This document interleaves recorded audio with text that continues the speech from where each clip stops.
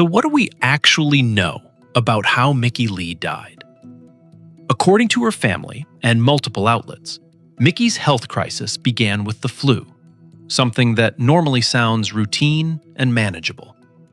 But in her case, complications from the flu reportedly triggered a series of cardiac arrests, forcing doctors to rush her into intensive care.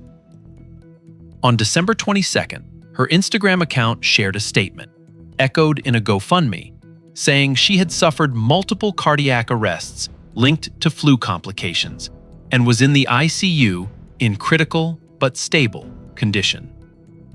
The post described a long road ahead and asked fans for emotional and financial support with mounting medical costs, signaling a serious but still hopeful situation.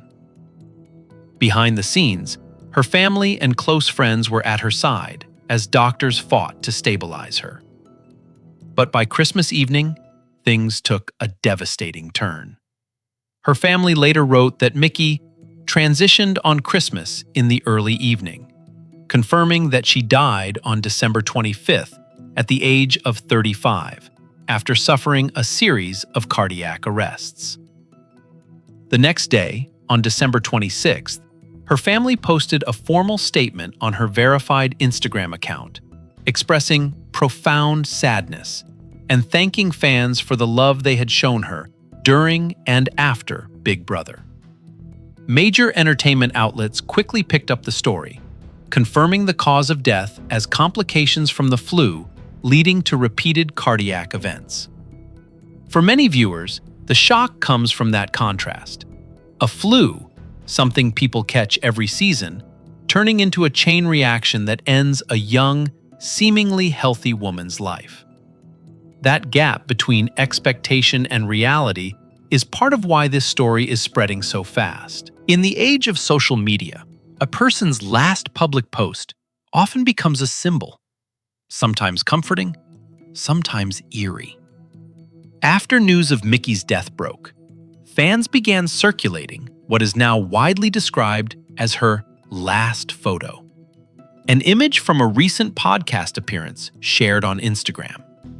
In that post, she is seen smiling, energetic, and fully in her element, thanking fans and reflecting on her journey in a way that felt playful at the time, but now reads as bittersweet.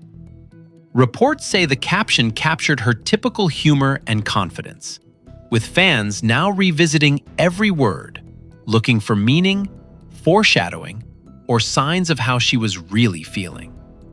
The post has been flooded with comments calling her iconic, a light we'll never forget, and a real one from day one, turning an ordinary promo into a digital memorial.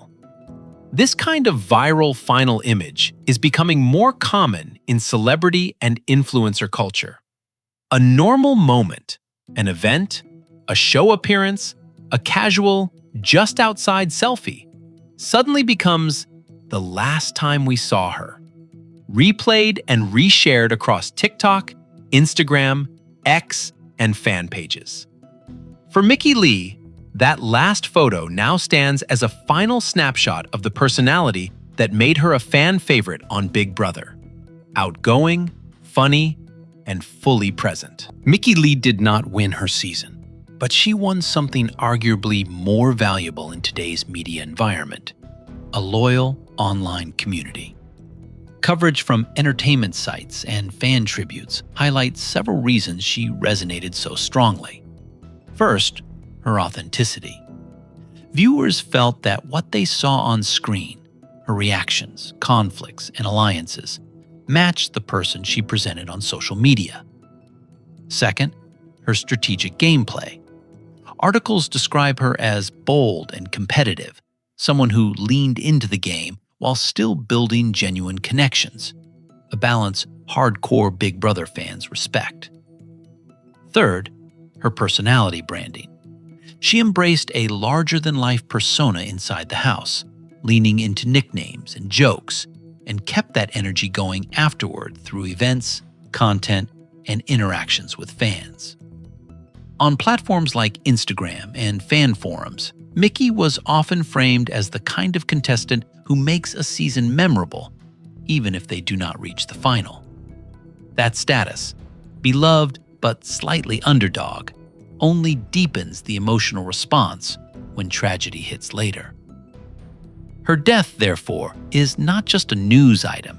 It feels like a personal loss to people who spent months watching her daily on live feeds, highlight clips, and social media.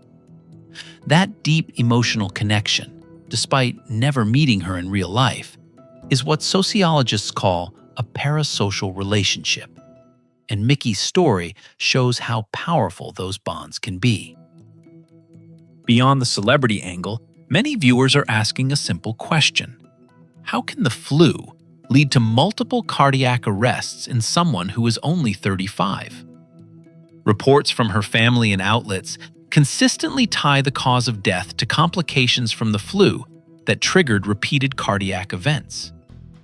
While detailed medical records are private, doctors often warn that severe flu infections can cause complications such as viral pneumonia, myocarditis, an inflammation of the heart muscle, or other stress on the cardiovascular and respiratory systems, especially if the body is already under strain.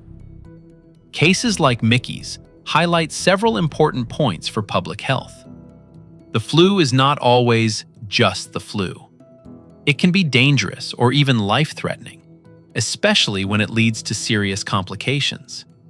Younger adults are not immune to severe outcomes. While older people and those with chronic conditions are at higher risk, younger adults can still face critical complications. Access to fast, adequate care matters.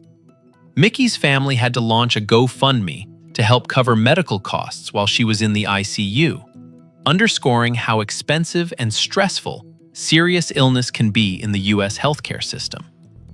For global audiences, this story is a reminder that in highly unequal societies, even rich ones, health security is not guaranteed, and sudden medical crises can devastate individuals, families, and entire online communities. Mickey Lee's death also exposes the emotional ecosystem around reality TV and social media. In traditional celebrity culture, film stars and musicians felt distant and untouchable. Reality TV, especially formats like Big Brother, collapses that distance by showing contestants around the clock in ordinary clothes, eating, arguing, laughing, and breaking down on camera. Fans begin to feel like they know these people as friends, even though the relationship is one-sided. When someone like Mickey dies, that one-sided bond breaks in a very real way for millions of viewers. You see, long threads of grief posts on X and Reddit from people who watched her daily feeds and now feel stunned. Fellow contestants giving emotional tributes, sharing private stories from the house, and stressing how genuine she was off camera. A surge of fan edits, before and after clips, and compilation videos celebrating her best moments as a way to process the loss. This reaction tells us something about modern media. Reality TV is not just entertainment.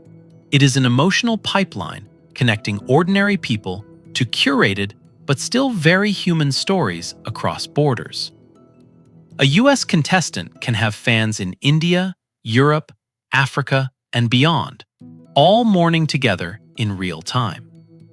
For a global news and geopolitics channel, this matters because it shows how culture, health, and digital platforms blend into a shared experience that crosses national boundaries. A flu-related death of a Big Brother contestant becomes a trending story from Atlanta to Delhi because the emotional infrastructure is already global. Mickey Lee went into the Big Brother house as a creative professional with big energy and a willingness to be fully herself on camera.